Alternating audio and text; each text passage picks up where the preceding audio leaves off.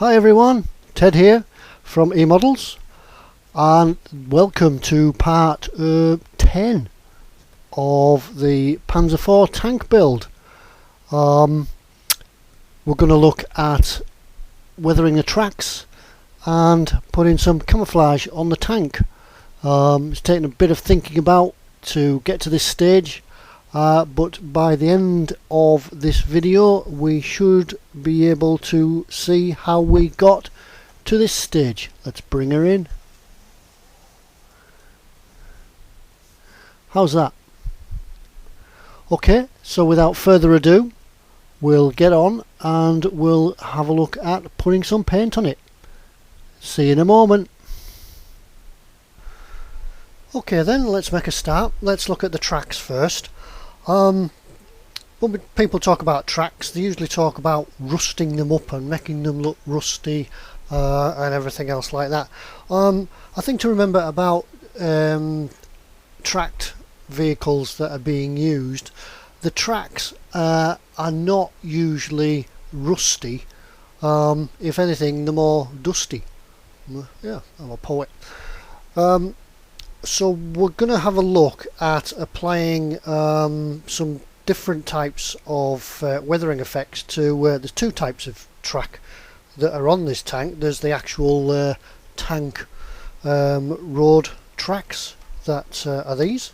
This is just one side split into parts, because I find splitting them into parts is easier to work with, and the other parts are the tracks that are on the actual tank itself as spare armour, spare links, and that's these. You remember these? These go on the front armour. There's another piece as well, and these are not tracks that are in use, so these will actually be rusty, like that. Come and have a look. So this one has been already been given a rusty type wash or a finish. These are the basic. This is the starting point. I was going to show you some spraying in the booth when they sprayed these, but I think you saw enough of spraying in the last video. You may remember that they began life like this sort of colour. But now we've taken and given them a primer coat using MIG Ammo Surface Primer.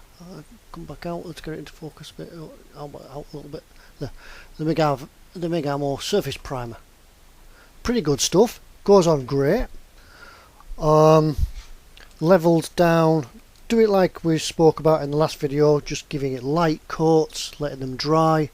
Then another light coat, and because these tracks, here's the other one, here's the full length, and because these tracks are so long, if you start at one end, by the time you get to the other end, the first end's dry, so you can sort of do a continual spraying. So what we're going to look at doing first, I think we'll look at the tank armour itself, or the extra links on the tank. We'll look at doing some of these first and giving it this sort of finish. We'll just zoom out a little bit so you can see what we're going to use. Oops, let's go out a little bit. Right, to get this sort of effect, what we can use various sort of washes, pigments, lots of ways to do it. And to do this one, I've actually gone and used some pigments. These are just some old pigments I had kicking around, but there's still, you can still get the same sort of things in different you can get the Humbrol one in a bottle, this one's rust, there's a weathering powder in black. You can have washes as well. This is a black wash, but you can get rust washes. You can make your own oils and thinners. Where's thinners? Yeah, thinners. You can use it, oils and thinners, make your own washes. Paint, different paints. It all depends on what type of rust that you want to do. if you go to Google, if you go on the internet and just search rust metal and then click on images, you'll see dozens, hundreds of different types of rust, and you'll see all the varying colours it comes in. But we're going to sort of do this. We can concentrate on using these, the weathering powders, pigments, whatever you want to call them, same sort of thing really. Really easy to apply, and because it's your tank, whatever you're rusting up, you can please yourself what colours you're going to use. So what else do we need to do this? Well, obviously we need the colours. We need something to mix it on. In my case, it's just a little piece of acetate. I find dead easy to work with that. Some brushes, scrubby brushes, old brushes. Don't use the good ones. That's a good one, so I'll put that on the side. Yep, scrubby old brushes, tough brushes, something that you're not going to bother too much about losing. Even a toothbrush can get into some of the parts. To fix the pigments, you can use Pz.Kpfw.IV. I've got the Humbrol version here. Any will do just the same. Or you could use thinners. I use the Timir thinners, or you can use that one. You can use varnishes. Once again, some Humbrol matte coat varnishes. You can fix them with that. There's various means. If you fix things with a varnish, that's it. Once it's dried, it's fixed, and you can't really play about with it. But if you're using things like Pz.Kpfw.IV or Pz.Kpfw.IV or thinners, you can usually go back to them. If you're not quite happy when it sets, you can get back to them. And then back to the oils again. After it's gone down, you can sometimes put a wash over it. That's what I've done with this, and I've also retouched it again with the surface primer. To mix everything up, some coffee stirrers. I'm sure you can find these very cheap, or some places you might be able to find them even cheaper than cheap. And that's about it. Yeah, for weathering, we'll look at the weathering of the main road tracks later on. I think we'll talk about that really when we get there to do it. Anyway, let's go and prepare everything. It's dead easy to do. It's great fun to do. So that's an introduction. Let's get it done. See you in a moment. Alright then, here we are. Let's have a go at making some of this track rusty. As I say, this is the track that goes on the front of the tank, the extra armour, the spare links for the track should any tracks get damaged, and obviously the position of it provides some protection for the tank itself. It's in two pieces. No apologies for that. It's just that when it's on the armour at the front, it's held together by a track pin through a bracket, and I just need to remove that just to get it out. So before we start, I've given these pieces of track a coat of varnish, or in this case the good faithful Pledge floor wax.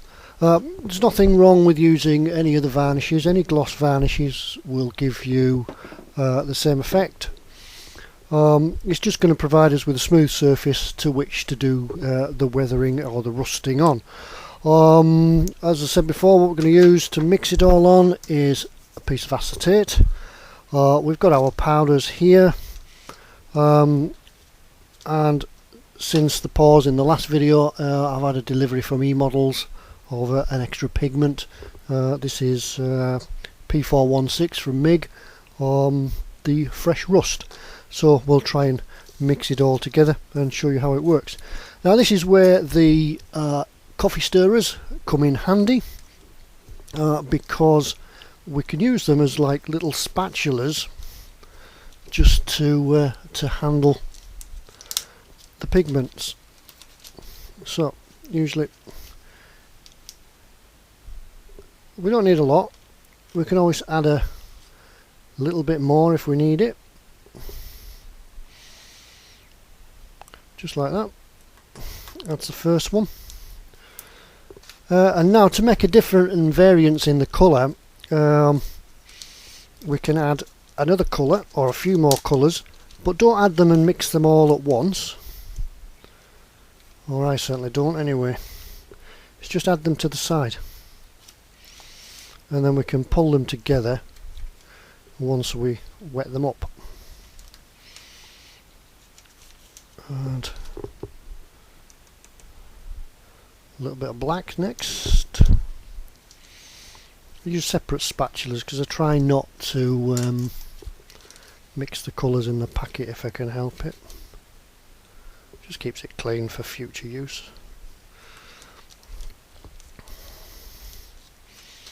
We don't need the brown one, I think that's a little bit too. And then we'll just put a touch, we'll try this, I've not used the MIG pigments before, we'll try this, we'll just put a little bit of fresh rust just on the side. Okay, that's our palette. Now it is quite messy this, so I've once again dragged out the old cutting mat to mix everything on. I would normally do it on some kitchen paper as well, but the colour of my kitchen paper has a bit of an effect on the white balance of the camera. So we'll go on. Now all we need is just some fresh water and just mix it just a drop on.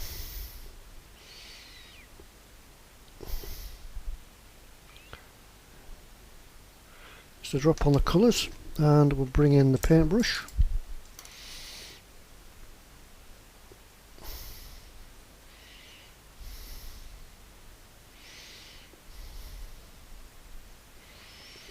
And as you work it, the water will sort of soak up, and the water also comes in handy just for washing your brush to keep an idea of what's going on.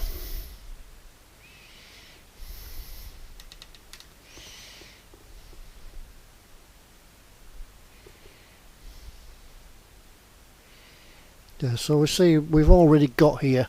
Come in a little bit and have a look. Let's come back into focus. No, you're not going into focus. What's up with you? There.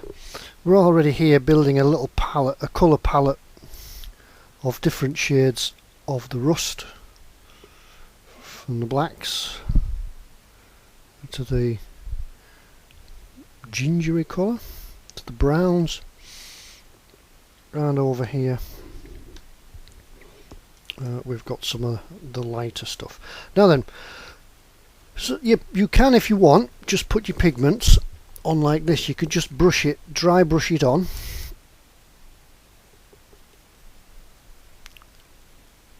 and then you could take a drop of thinners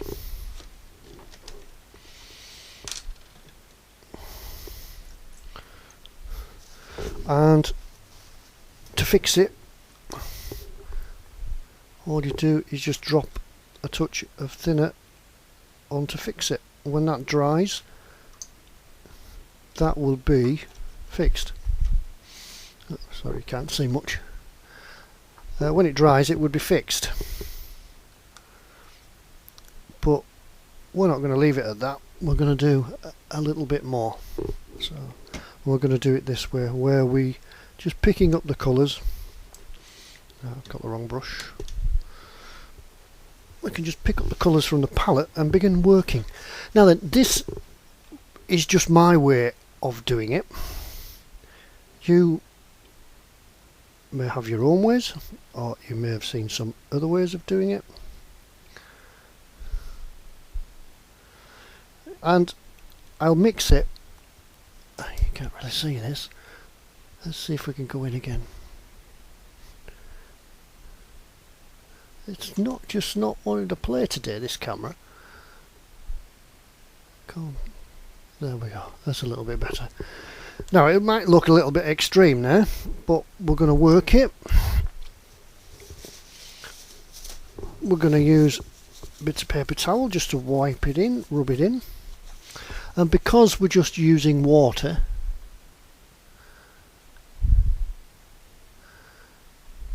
yeah, I'm just trying to see why this camera isn't wanting to stay in focus today for you. What we're going to try and do is just work it, scrub it in, rub it off, and because it's water, because we're working it with water, we can play around with it.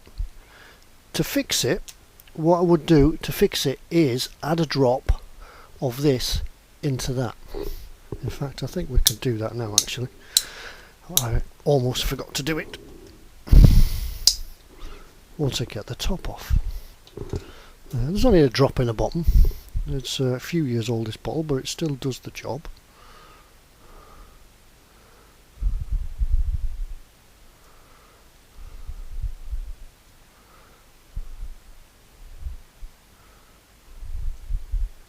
There.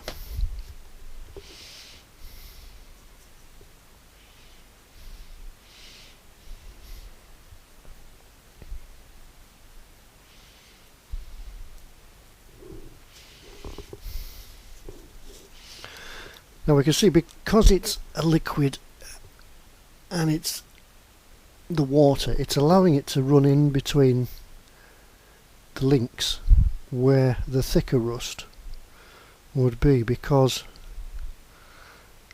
if you look on a rusted surface, the rust tends to be where the water will sit, and we're probably thinking that in the tank tracks the water's going to sit in between all the links and it's going to rust a little bit more in there. So we can bring brushes in, work it in,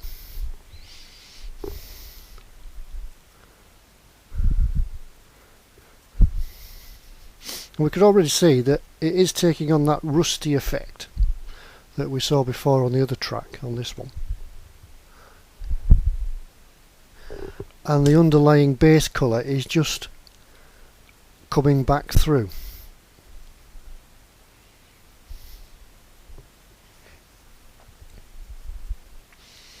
And this is really all we need to do to it. This is how easy it is. As I say, this is my way. You may think, well, he's doing it all wrong, but it works for me. And as it dries, it goes back into that matte sort of rusty type finish. Right, we'll do the other one. Let's try my brush off so we're not applying the paste too wet. Picking out some of the colours from the palette and just picking up a touch of the black. And once again we wash it on, get it in all the nooks and crannies.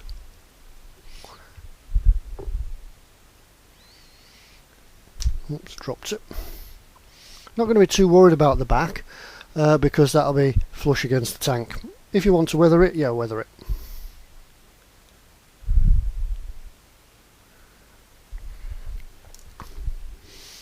Once again, take the brush, push it in and take some of it off again. It's almost a bit like a dry, well, not really dry brush, a reverse dry brushing. You're putting it on, then you're taking it off, and have a look until you're happy with it. Now, things don't rust evenly. Now over here there's a little bit less rust on. Over here there's a little bit less rust than there is over here. That could be perfectly correct, because things will rust at different times. The depth of rust will eat into some things quicker than others. Impurities in the metal and the rust will eat. So what we could do, we could take some of this lighter rust and we can just start and touch some on the edges. Once again, don't seem like we're overdoing it.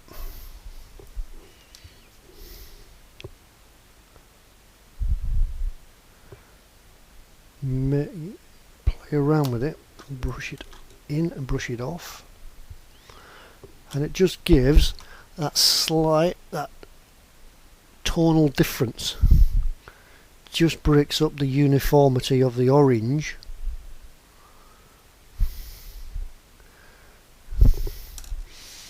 to where the rust, where's my brush gone? To where the rust would be different. Now what I'm doing here, I'm picking up some of the yellowy rust with some of the brown there, and it gives us that difference. So as I said, don't mix all your colours together at once on your palette. Drag them in from the outside, so you've still got the base colours around the outside. Drag the colours in, and then you will see that you will develop a palette of different browns on the inside, which you could just pick up on. I think that's probably actually the way that these watercolour artists and things do it, so they can vary one tone, oops, blown it everywhere, one tone to the other. And that is really as easy as it gets. Don't forget to do the tops, don't forget to do the horns. Now what we can do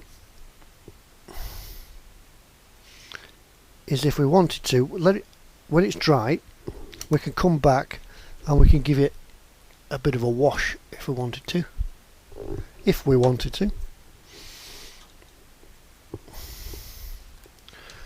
Once again, just wash my brush out, because it's like working with water paints. You could play around with this as much as your heart, until your heart's content. You could take it on. If you get it on, come tomorrow when it's dried, or a few hours later when it's dried, you don't like it, take it all off again. But as I said, if you do it with the varnishes, once it's fixed, you're stuck with it. See how it's coming out? I think what I'll actually do is use some of that new colour. Here's the original track that we saw earlier. Is use some of that new colour and just pick up some of the outer edges on this. Yeah, that's really changing the look of it now. That's putting some more orangey brown tones in.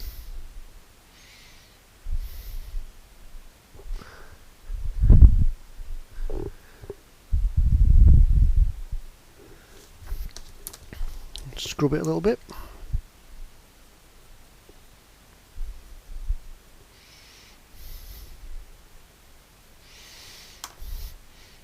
There, we got that. Is this staying? Yep. Staying in focus, hopefully now. It's a bit of a messy job. Gets it all over your fingers, but it'll wash. See how it gives that difference in the tones and the rust. And if you wanted to, you could go back over it again in the MIG primer, and just like we did on the inside of the tank, the little bits of chipping and things like that, is just take a little brush. This isn't a little brush, this is a big brush, and just dab it, chip it, as though some of the rust hasn't quite got to the bare metal. But we're going to work on this, then work on a lot more of the tank. There, see how this is, even in the few minutes that we've just been chatting, this rust is working its way and it's drying out. And some of the pointy stick time. I haven't seen a pointy stick for a long time. Some of the pigments just in here have just gone in like a powdery form, and it's sort of it looks quite good actually. One of those happy accidents, as Mr. Fox says. The happy accidents in here is where the pigments have left sort of a rusty deposit. I think we'll leave it like that. Anyway, that's applying rust pigments. So all you need is the pigments, drop of water, some fixative. In this case we used the decal fix, where we just added it to the water once I remembered to do it. The other way, as we spoke about, is applying it by brush and then giving it a drop of thinners just to fix it that way. The ways to do it are endless, and as I say, it's your model, you do it how you want. Right, there's the rusty tracks done. We'll now go and have a look at the main road tracks and show you how to paint and weather them. We're not going to make them muddy, we're not going to do them muddy just yet, we're just going to prepare them to look as if the tank has just come out of the depot, or it's just been mainly working on roads, just a bit dusty and gritty. So we'll clear this lot up and we'll see.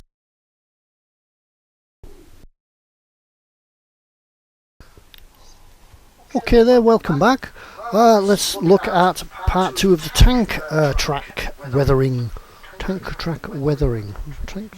Right, we're going to look at the tracks that go around the wheels, the tracks that go on the road, the bits that I said were often dusty and not rusty. That's not entirely true. We'll put just a bit of wear and tear on them. Once again, this is my take on it. Lots of other ways to do it. This is the idea of how I do it. Now you'll see I've actually split the tracks. This is the full length one, unweathered, unpainted, apart from a primer base. I use the same primer base, the track primer, and once again it gives a brilliant surface to work with, and we're ready to go.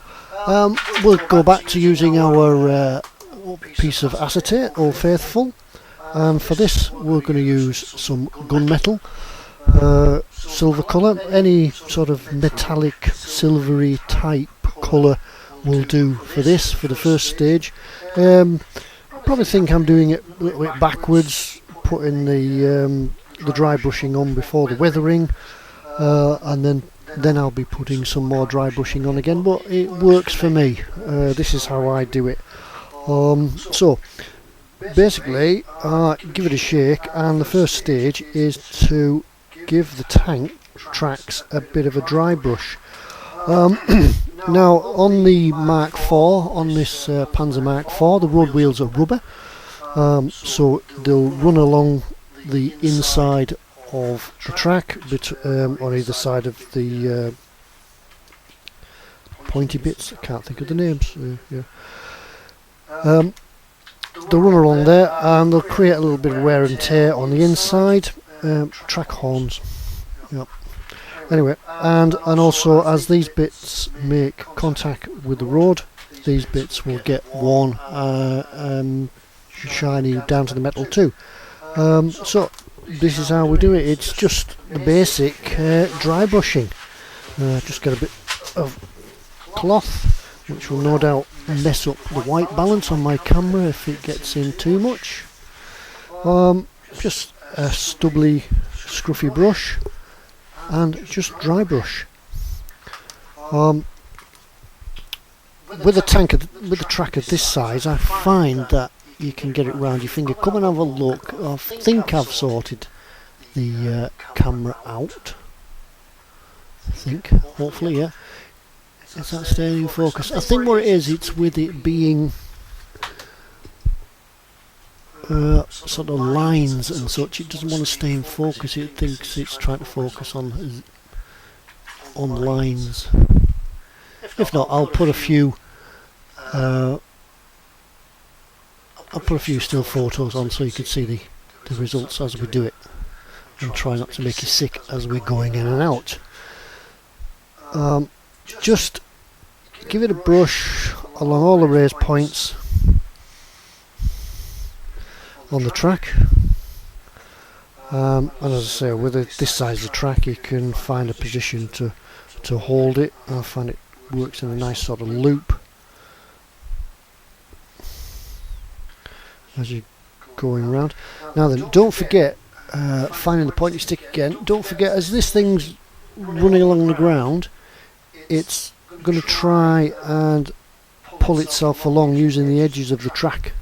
It'll you can't really see it. It'll dig itself in and pull itself along on the edge of the track, and then go on it'll do a rolling effect. I can't demonstrate it. It'll do a rolling effect. So the edges of the track in here, pointy stick, the edges of the track are going to get worn as well. Now it doesn't matter if you're going to get, I've done it there straight away. It doesn't matter if you get bits of paint in there like that, because it's all going to be taken care of in the next stage where we apply some dust and dirt and grime. Another point is the edges of the track, is get along the edges. Now this is going to look a bit bright and it might look a little bit silly to start with, but I assure you when you've done it, it will look fantastic. And once you've got to the end of the track, there's a lot of it to do, by the way. Once you've got to the end of the track, you turn it round and we do exactly the same on the other side. Now these links in here as well, they're going to move about just right in there. Can you see it? Oh, how close can we get before the camera goes out of focus? Not very close at all. Just right in there is the link itself, where the track links. It's going to get worn as well in there. So putting it all on and working away. Quite therapeutic. I'd normally put some music on in the background. It's like when we built these tanks, it was these tracks. It was a matter of putting some music in the background and just getting your head down and get on with it. But the finished product is well worthwhile.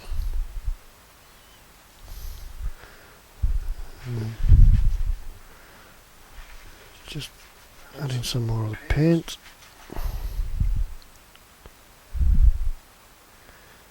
Anyway, rather than you sitting there and watching me weather and dry brush in good old Blue Peter fashion, for those of you who in the UK know what Blue Peter is, here's one I prepared earlier. It's all been done. Doesn't take long to go off at all because it's just dry brushing and it's acrylic paint. It's going to dry fairly quickly.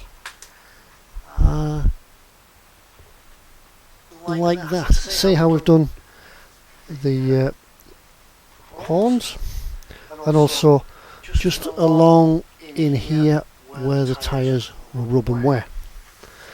Now then, we're going to do some weathering now, and we're going to make it look a little bit like it's been rolling down the roads and hasn't quite hit the muddy fields just yet. And for that we're going to use some Ultimate Washes. Ultimate Wash Dark Dirt, Ultimate Wash Light Dirt, some rusty weathering powders. We'll use the orange one and the new MIG one, the yellowy sort of colour in there. And to put it on, we'll use some brushes,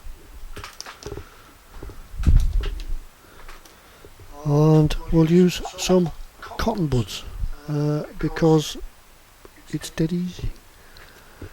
Simple. How do we do it? Right, well, we give the dark dirt a good old shake first.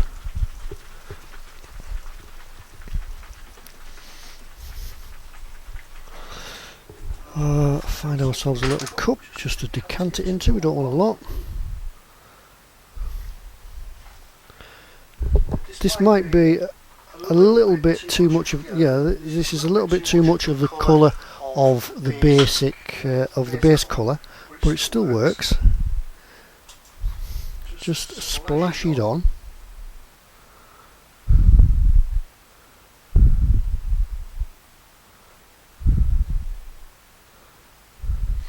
And let it dry.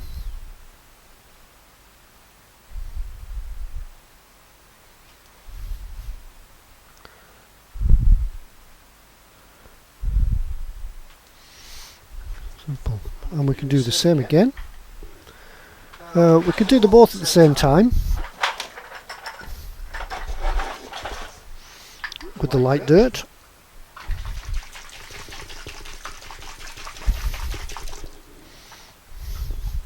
Put a lid on that before I do one like someone else who we know that knocks everything over. Sorry, Tony.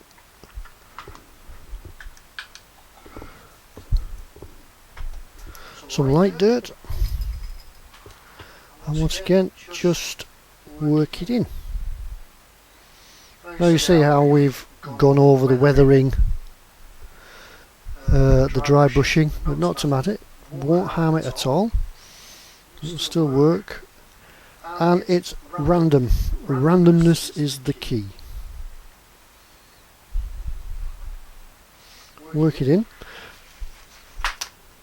And because it's a water based, you'll see it coming through the tank links as well. So some on the outside, some on the inside. And it doesn't look much as it is now, but I tell you, this stuff does work.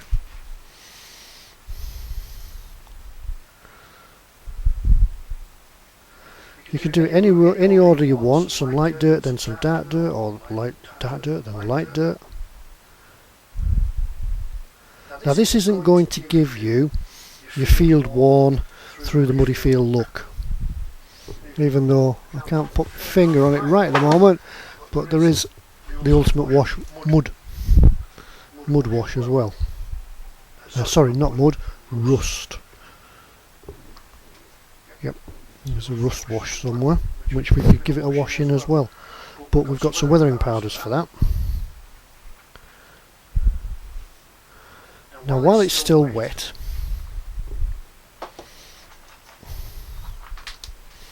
another stirrer comes in, bit on the board,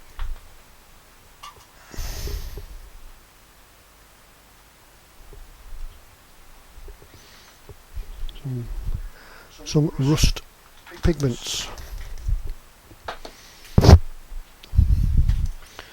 We'll take our cotton buds,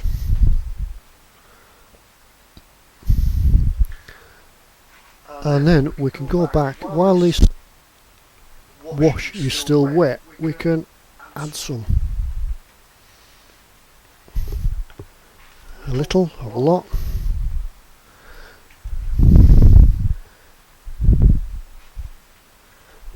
Just try to keep it in focus so you can see it.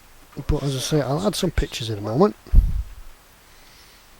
and you can see what they look like.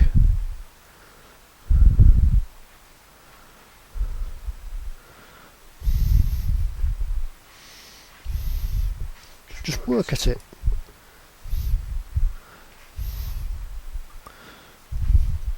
Some of the pigments will dry the water up, they'll soak it up and stick.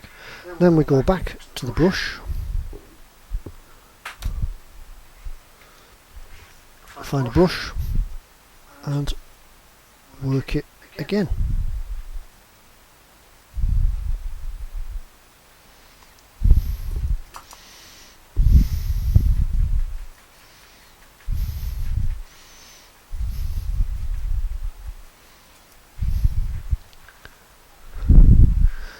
Can you see it's starting to look, in just a few minutes, it's starting to look like a tank track. Or a used tank track.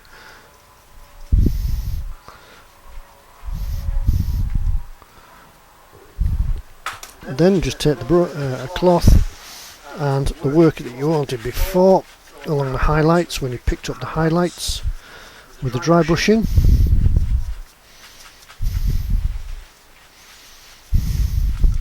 You can rub it off, and that's how we get a basic road-worn tank track. Now you could do the same on the inside, just the bits where on the outside of the track where it doesn't come into contact with the tyres. It'll have that road dusty worn look. Not rusty, not necessarily rusty. There'll be a little bit of a rust in there. You can leave some pigments, leave some little just in there. Pointy stick, there's a pointy stick. No, there we go. Just in there once again, as we saw on the other tank track, just some happy accidents again. Some pigments have just taken hold just on the edges of the link, and they look pretty good. We'll leave them. Now then, all that needs to finish this off is what I think is just to tone it down a little bit, blend it all together, and for that I use, finding it here, just a coat on the insides, just along here, just along where the road wheels go, just a touch of Tamiya smoke. It sort of gives it that rubbery worn look.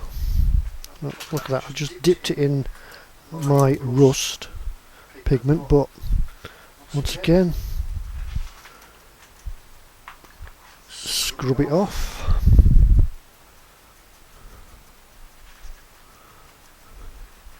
And then if you wanted to, you can once again bring back your silver paint and brush and just go over the raised bits again. Just if you think that there's a little bit too much weathering or rust, don't need them all, just pick them up, just pick it up where you think it needs it. And that is the track. Here again is one we've done earlier, and as I say, right, I'll post a couple of pictures in a moment just so you can see it and see how it works out. This is once all these pigments have dried, sorry, the washes have dried. Well, it didn't take long to dry. Just a touch of water and rub them off, which can happen up here as well. Alright, that's that bit done. Now then, the big time. We're going to go and have a look at the tank now. We've finished all the base coat, and we'll go and have a little experiment on the side armour, I think, about what colour camo schemes we can do. So it's a big moment in this build. So waste no more time. See you in a moment.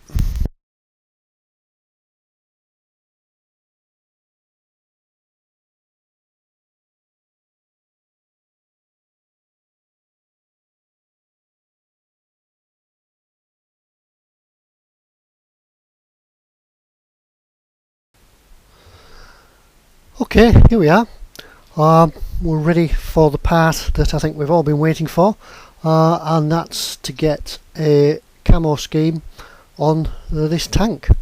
For those of you who have been following me on Skipper's Scale Models, or Skipper's Scale Models on Facebook, you'll have seen that I've already had one decision of the paintwork scheme, the 3-colour camo, which for those of you who haven't been following is this one. After I'd sent it to eModels to give you an update, for those that are watching the Facebook page, I wasn't particularly happy with it after seeing it on the screen. After seeing a photograph and looking at it, no, I wasn't happy. It didn't look right. I wasn't comfortable with it. Camouflage is one of my weaknesses, either on tanks, aircraft, and God forbid a dazzle pattern on a ship. I can never seem to get those flowing lines that the originators of this stuff on the true life 1:1 scale vehicles would get. I can never seem to get the simple flow, but I'll keep going. We'll try it. So I wasn't happy, so I had a look round the modeller's friend, Google. I took a day or so excuse me, I took a day or so to have a look round and find something that I was going to be happy with, and it was a simple 2-colour scheme, which is this one. If I fetch some plates in of the side armour, I'll show you what it's all about. Now the side armour hangs on these triangle bits on this framework along here. Pretty dangerous things, I may add. If you're climbing on this tank, you might put your eye out. Anyway, here we go. This is the scheme that I have come up with, and I think it works a lot better. On there, like that, and there is another piece to go on the front here somewhere. No, that's for the other side. Anyway, this is what I've decided on. I found this, as I say, by a search from Google. I can't remember the exact site I found it from, but I think I just searched for Panzer IV camo schemes, and came up with this one, which I thought looked pretty good.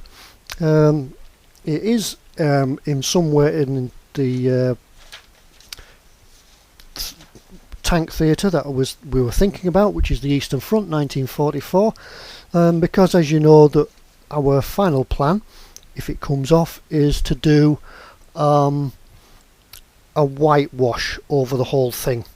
So the whole thing looks fairly stark at the moment. It looks fairly bright, but I think once we tie the whole tank in, we get this scheme over the tank, and then if we whitewash it, we'll weather it and then whitewash it, it'll tone it all down and it'll look like we want it to. Right, so how do we do this? Is, well, we'll take these off and we'll have a look at getting the tank prepared for the next stage. Now that you can, if you want, copy it, simple as that. I'm taking it that this has been from probably an actual tank, but if not, there was so many of them that I think whatever scheme you plan to do, you're not going to go far wrong.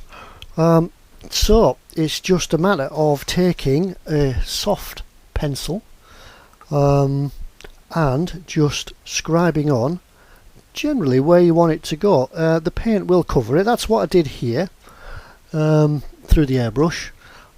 Just give it a rough outline of where you want to go and carry on with that. Now that I know from reading about, and I know from tank crews, field parties, whoever painted these tanks would have wanted to make their job as quick and easy as possible.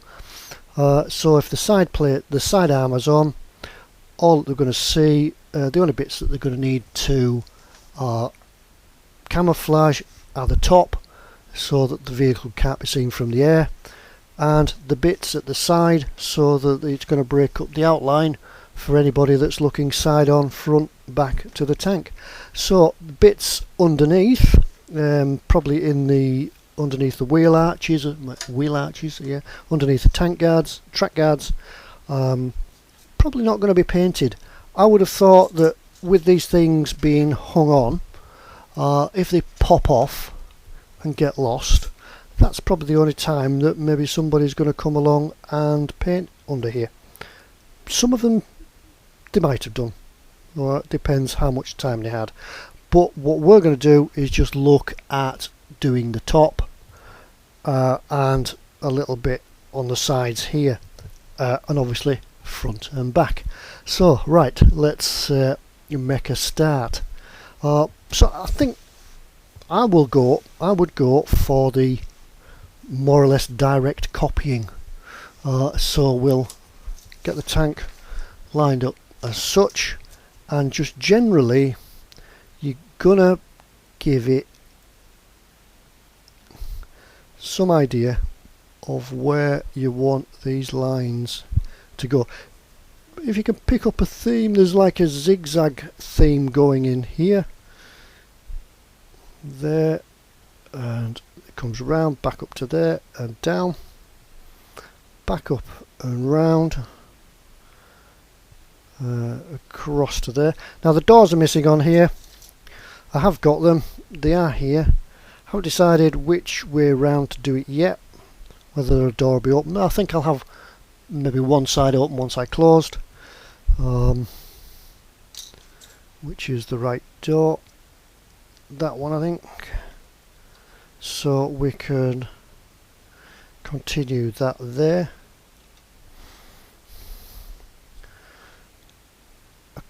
across up to there and down, giving it a bit, yep, and then we can line that up there. This is just how you can, losing my way a little bit here on the copying part. I was never any good. I always used to get caught at school copying other people's work. And around we go. Now the top, if you can see on the top here, it seems to follow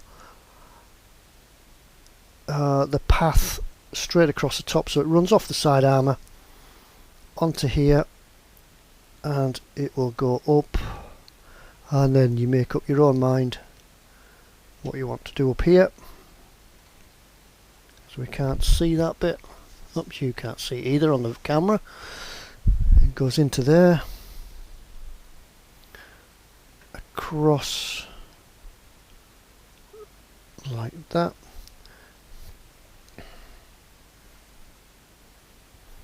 and once again, with it being just a soft lead pencil, you could rub it out and start again.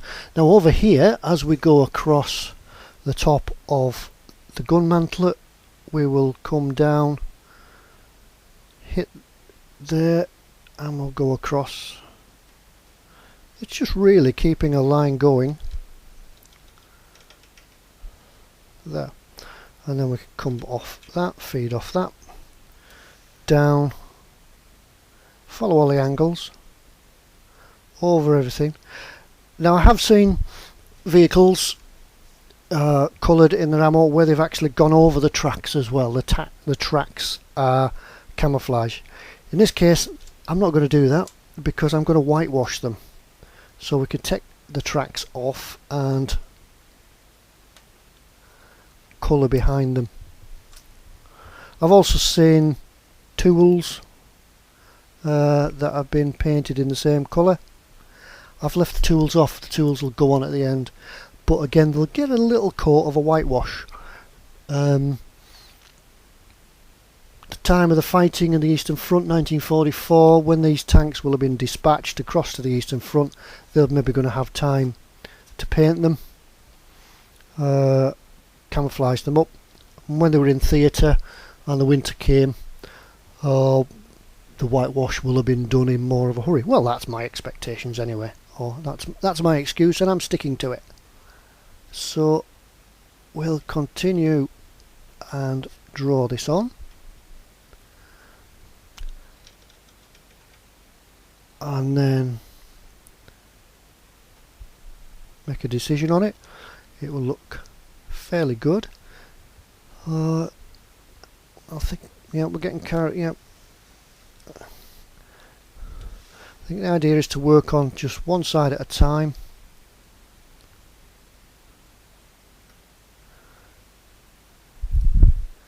we'll need to go somewhere up over the commander's cupola, or get the plan back in. So that's gone that way. We'll come off the door. There's the door at. So it will come up there, there, draw it up there,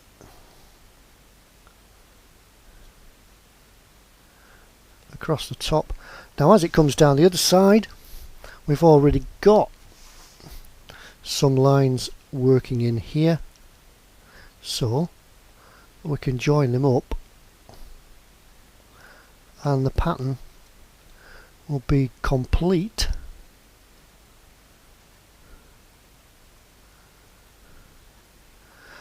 So it'll look a lot better.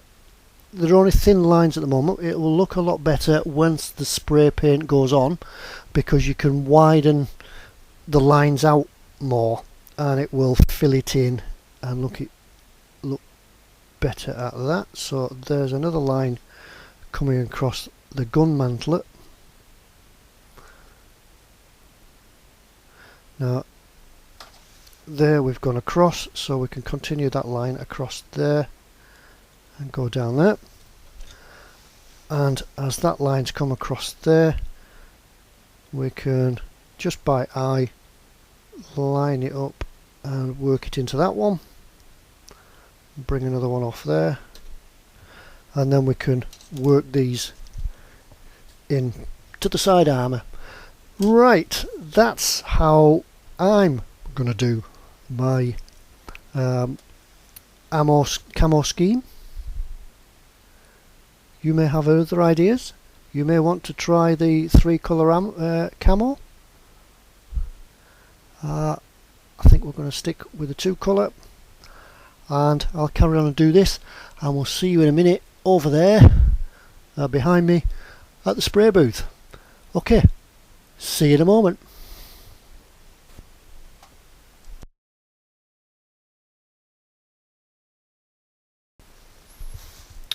Okay, here we are then, back at the spray booth, and we're going to put some of the stripes on the tank.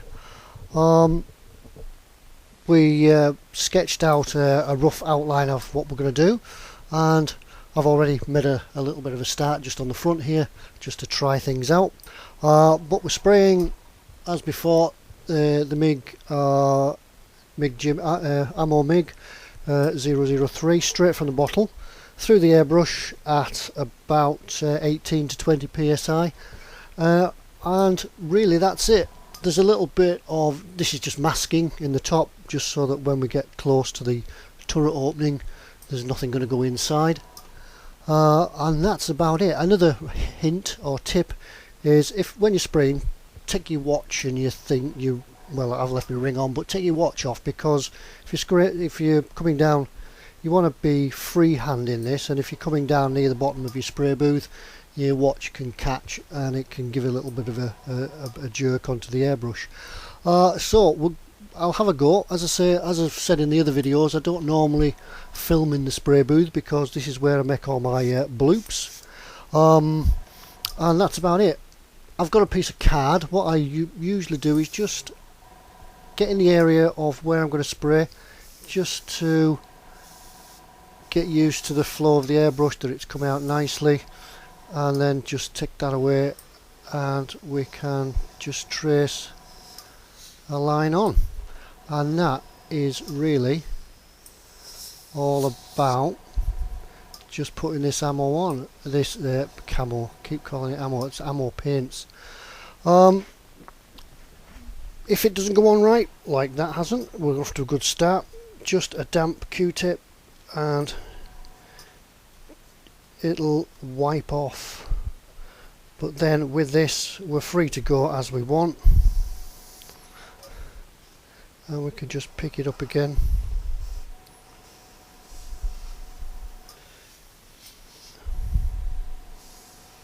and spray it in. So just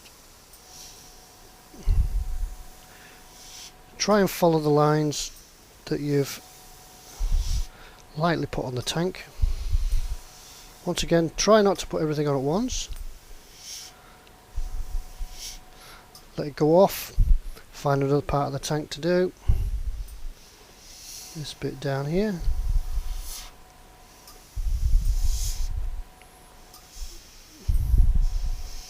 Following the contours of the tank.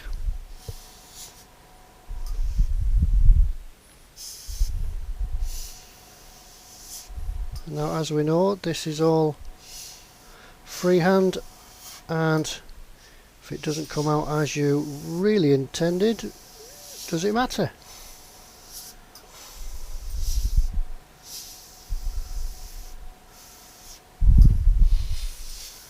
Now this should tie in with the rest of it now.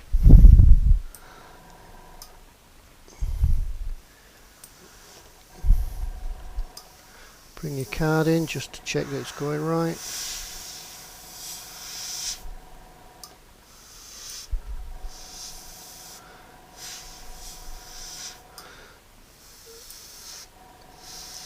You'll be able to see your pencil lines through the first few coats, but once you give a few more on, they'll disappear.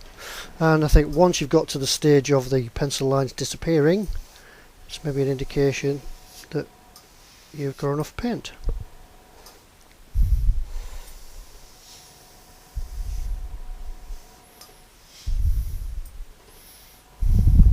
And from that, so you can bring the card in, get your spray started on the card so you know you've got the flow right, and just fetch it across. It's where you've got the changes in contour in the tank that you might have a little bit of problem. You just really try not to do everything in one position, but do the bits you can first and then move the tank round, rather than try and keep your airbrushes straight and as flat as possible.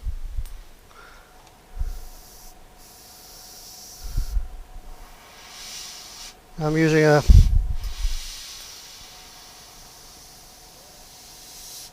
.4 needle.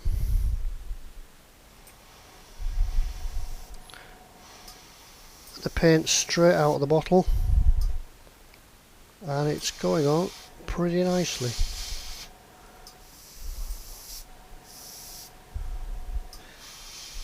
Also, one thing I have noticed about these MIG paints, they don't seem to dry too easily on the nozzle. I've got some Q-tips and some thinners available just in case, just to hand. Looking about done for the front, for the first part anyway, so there's not a lot of room in this spray booth for this big tank.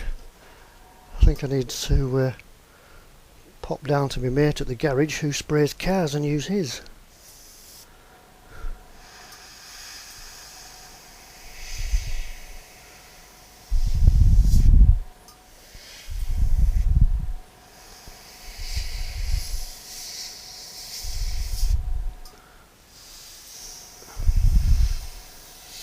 Just give it a few light lines just to see where you're going,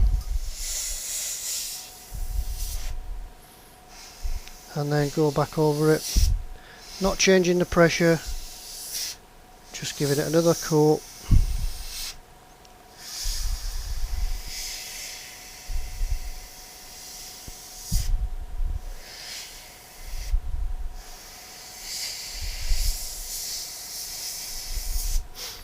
Hopefully you can see it a bit better this time too.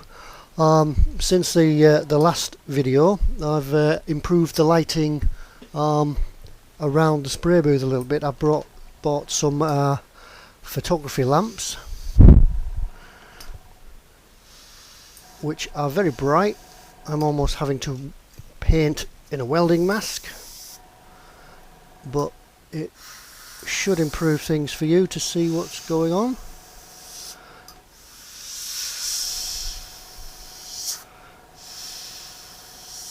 And also, when I take the photographs for the Facebook page, you should be able to see something.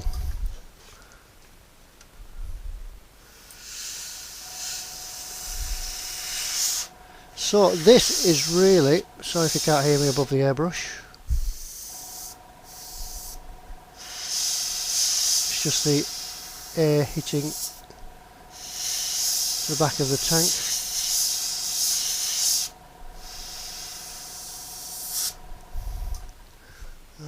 As I say, it's a bit difficult to, although you could see it better, you can't get in to see what I'm actually doing. I am over here. I'm over here in the corner.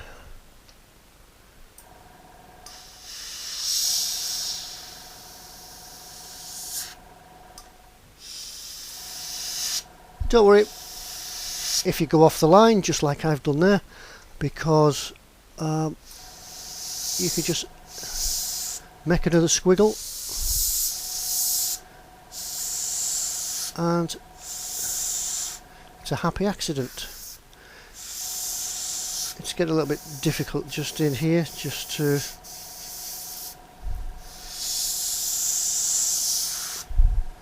get the colour done.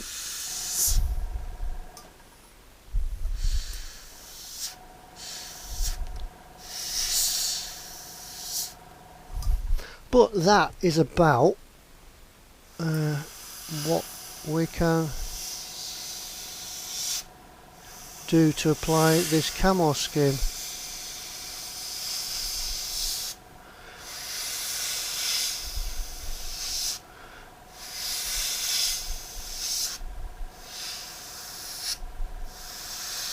There's still the exhaust on this to weather up as well. I thought I would wait until I'd done this part of it and then work on this, just the same as we did with the tracks, with the pigments and the paints, just to make it rusty. That's the bit on the tank that would get rusty because the heat and everything would burn off, burn off all the paint.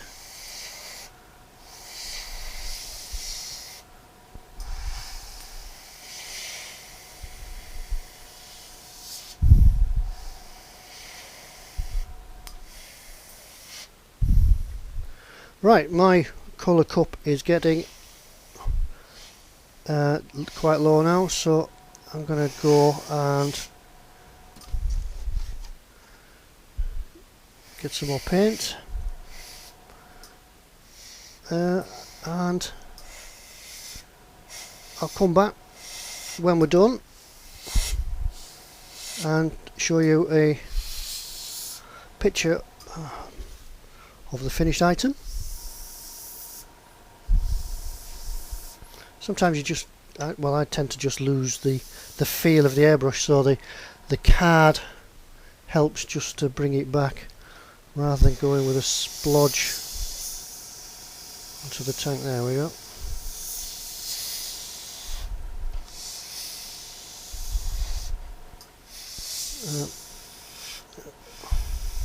Didn't intend for a line there, but we'll put one in.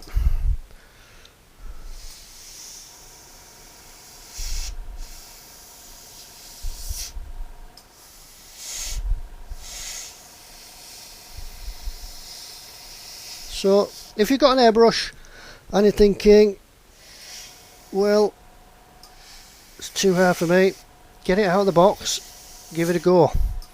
If you bought yourself an airbrush and you're just leaving it in the box, why? Get it out, give it a go.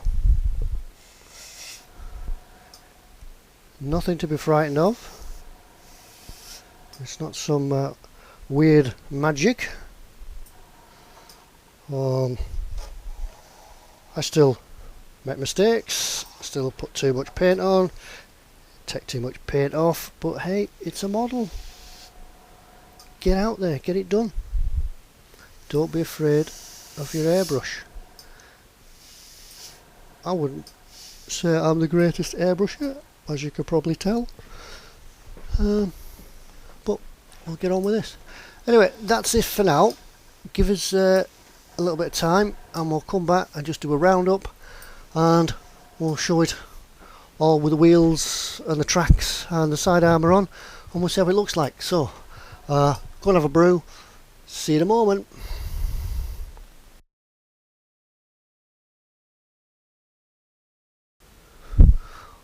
There we are, back at the bench, back to the land or the place that we all love, the modeller's workbench, and there she is, fresh from the spray booth. It's got on alright.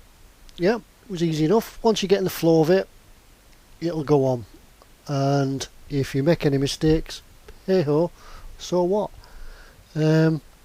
So been another painting, rusting, weathering video, but next time we'll go on and we'll do some weathering on this.